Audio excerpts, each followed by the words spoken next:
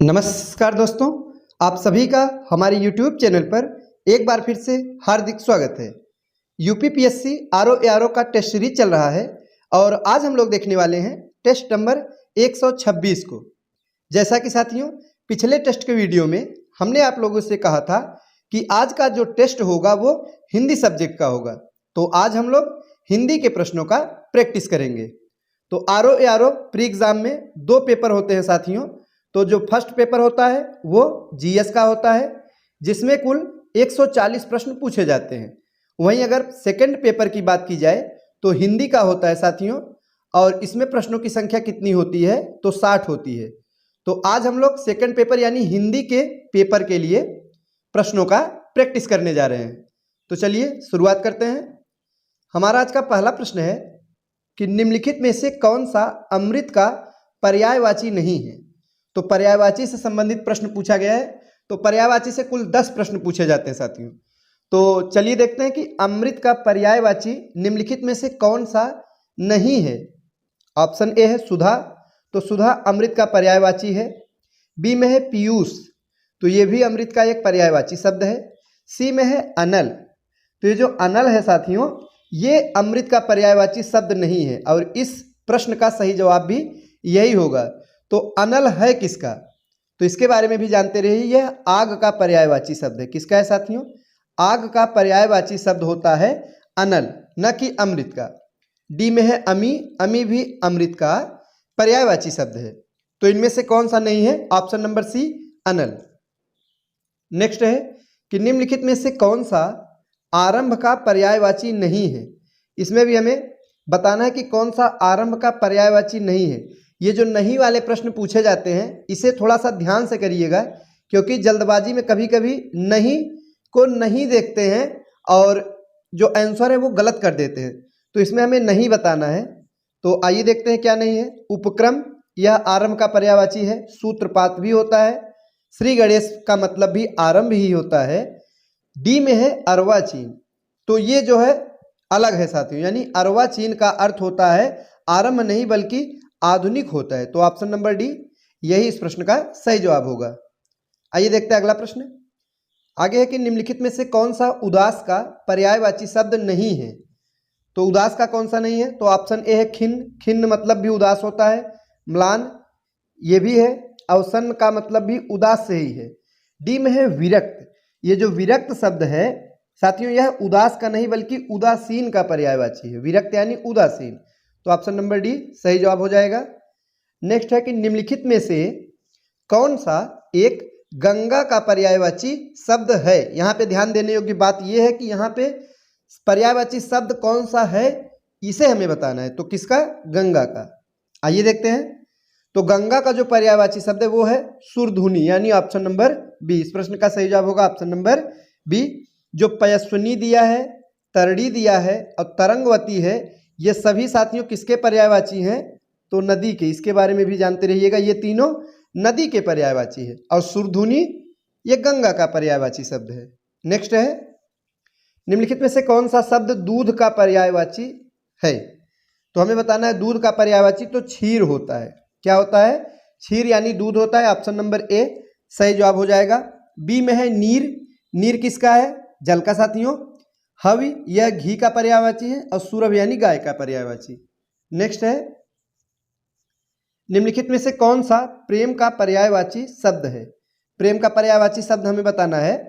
तो प्रेम का जो पर्यायवाची शब्द है वो होगा राग, यानी ऑप्शन नंबर सी। अगला प्रश्न है कि पर्यायवाची शब्द की दृष्टि से निम्नलिखित में से कौन सा एक बाकी से भिन्न है। तो हमें बताना है इनमें से कौन सा अन्य सभी से अलग है। तो वो है ऑप्शन नंबर डी बिंदु। क्या हो जाएगा? बिंदु। भगिनी, बांधवी, अग्रजा ये जो तीनों शब्द हैं साथियों ये बहन के पर्यायवाची किसके हैं? बहन के पर्यायवाची शब्द है। और बिंदु जो है ये बिल्कुल अलग है। आगे है कि पर्यायवाची की दृष्टि से निम्नलिखित में से कौन सा एक बाकी से भिन्न है। इसमें भी हमें बताना है कौन सा एक भिन्न है। वो होगा किसलय, ऑप्शन नंबर बी। अगर किसलय को छोड़ दिया जाए तो अन्य जितने हैं सुमन, प्रसून, पुहुप ये सभी फूल के पर्यायवाची है। किसके साथियों? ये सभी फूल यानी जो इंग्लिश में फ्लावर कहते हैं इसके पर्यायवाची है किसलय नहीं है। नेक्स्ट है, पर्यायवाची की दृष्टि से निम्नलिखित में से कौन सा युग्म सुमेलित नहीं है। तो युग्म से संबंधित प्रश्न है, आइए देखते हैं। तो इसमें से ऑप्शन नंबर बी, यह सुमेलित नहीं है। बिजली, बिजली का दिया गया सहायक पर्यायवाची, तो यह गलत है। सहायक का अर्थ होता है साथियों बाढ़ होता है, तो ऑप्शन नंबर बी सुमेलित नहीं है। बाकी अन्य सभी बिल्कुल सही सुमेलित है। तीर का सर होता है, भौरा, चंचरी, प्रकृति स्वभाव। नेक्स्ट है, पर्यायवाची की दृष्टि से निम्नलिखित में से कौन सा युग्म सुमेलित नहीं है। इसमें भी हमें बताना है कि असुमेलित कौन सा है, वो है ऑप्शन नंबर डी, मूर्ख और याचक। ये आपस में पर्यायवाची शब्द नहीं है। याचक यानी भिखारी होता है, जो याचना करे, जो कुछ मांगे। तो साथियों भिखारी होता है याचक का अर्थ, और मूर्ख और याचक ये आपस में सही युग्म नहीं है। नेक्स्ट है, दिए गए विकल्पों में से कौन सा तत्सम शब्द नहीं है। अब तत्सम तद्भव से संबंधित प्रश्न पूछा गया है साथियों। इससे भी परीक्षा में कुल 10 प्रश्न पूछे जाते हैं। तत्सम यानी कि जो संस्कृत निष्ठ शब्द है। तत्सम यानी क्या, संस्कृत निष्ठ शब्द। और तद्भव यानी क्या, उससे जो उत्पन्न शब्द हैं, जो हम बोलचाल की भाषा में प्रयोग करते हैं। तो आप उदाहरण से हम आपको समझाते हैं। जैसे कि हम लोग बोलचाल की भाषा में पेड़ कहते हैं। क्या कहते हैं साथियों, पेड़। और इसको शुद्ध अगर संस्कृत निष्ठ भाषा में देखा जाए तो इसको क्या कहेंगे, वृक्ष कहेंगे। तो ये जो पेड़ है ये क्या है, ये तद्भव शब्द है। ये कौन सा शब्द है साथियों, ये है तद्भव शब्द। और वहीं अगर वृक्ष की बात की जाए तो ये क्या हो जाएगा, ये तत्सम शब्द हो जाएगा। तो सबसे पहले इसके बारे में समझना आवश्यक है, तभी आप इसका आंसर दे लेंगे। तो साथियों तत्सम यानी कि जो संस्कृत निष्ठ शुद्ध शब्द है, और तद्भव जो हम बोलचाल की भाषा में प्रयोग करते हैं। जैसे पेड़ हो गया, पेड़ का शुद्ध होगा वृक्ष हो जाएगा। उसके बाद साथियों ऐसे ही कई शब्द हैं। तो इस प्रश्न में पूछा गया है कौन सा तत्सम नहीं है, यानी कि तद्भव है। आइए देखते हैं, जो हम इसमें से बोलचाल की भाषा में कौन सा शब्द है जो प्रयोग करते हैं। तो अर्पण ज्यादा प्रयोग नहीं किया जाता, ये तत्सम है। अंक, ये भी साथियों तत्सम है।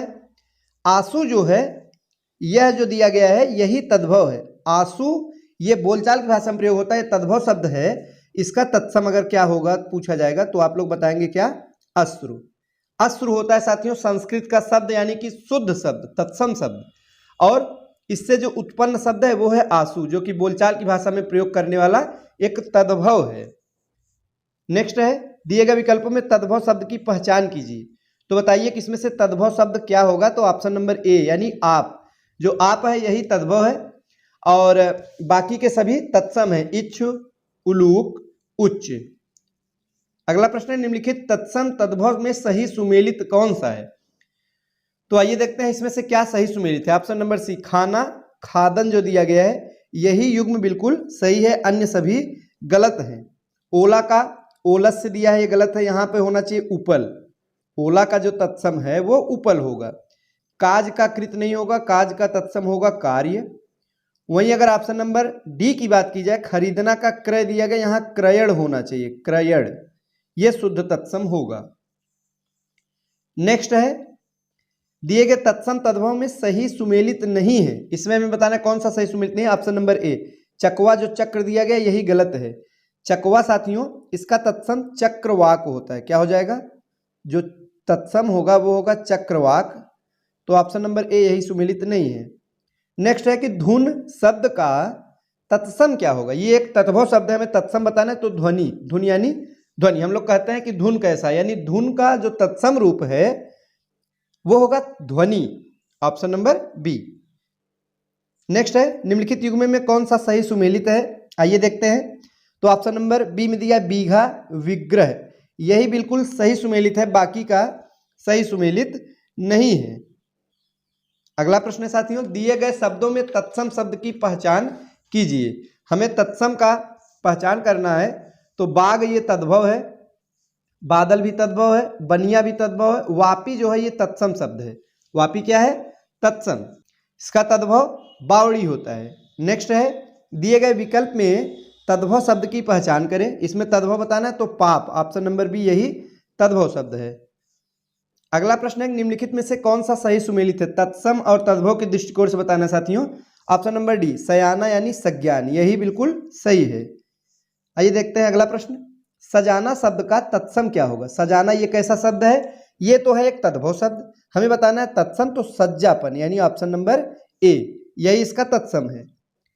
आज का हमारा अंतिम प्रश्न है कि ओतप्रोत शब्द का विलोम क्या है। अब विलोम से प्रश्न पूछा गया साथियों, इससे भी 10 प्रश्न बनता है, पर्यायवाची, तत्सम, तद्भव, विलोम, विशेषण, विशेष। तो धीरे धीरे करके हम लोग पूरे 60 प्रश्नों का प्रैक्टिस करेंगे। तो आज के लिए इतना ही प्रश्न रहेगा साथियों, और जो हमारा अंतिम प्रश्न है वो विलोम से है। तो आइए देखते हैं विलोम यानी क्या होता है। विपरीतार्थक शब्द, विलोम यानी साथियों विपरीतार्थक शब्द, जिसे हम उल्टा शब्द भी कह सकते हैं, ठीक विपरीत शब्द। तो आइए देखते हैं ओतप्रोत का विपरीत शब्द क्या होगा, विपरीतार्थक क्या होगा, तो विहीन हो जाएगा। ऑप्शन नंबर ए इस प्रश्न का सही जवाब है। ओतप्रोत का विलोम है विहीन। तो आज के लिए बस इतना ही। वीडियो अच्छा लगा हो तो लाइक करें। तो मिलते हैं अगले वीडियो में कुछ नए नए प्रश्नों के साथ। तब तक के लिए नमस्कार।